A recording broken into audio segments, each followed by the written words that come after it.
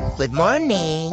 Kami po ngayon ay pupunta sa Claveria, Davao City dahil may nabasa ang asawa ko na may meron daw ditong shop na mura lahat ng damit pambata. Lahat daw ay 50 pesos o saan ka pa. Mahirap makahanap ng 50 pesos sa panahon na yon.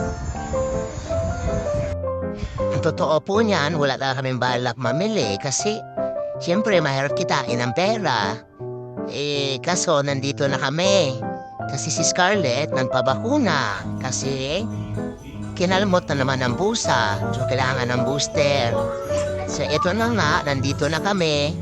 Susulitin na namin yung oras para hindi masayang. Total 50 pesos man lang, at least man lang. May mga bagong damit. Although ukay-ukay, pwede na rin. May tino naman ang paninda nila.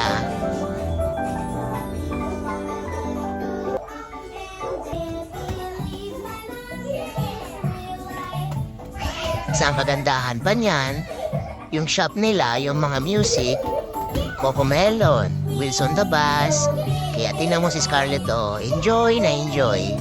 Mamaya yan, magsasayaw yan, magtatalon yan. Ayan na siya. Tapos gusto pa niyan, sofa. Kala niya sa bahay lang siya. Diba? Naka-shopping na, nag-enjoy pa.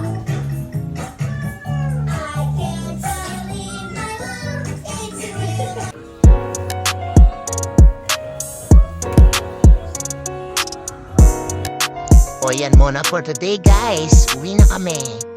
Kasi wala nang pambili.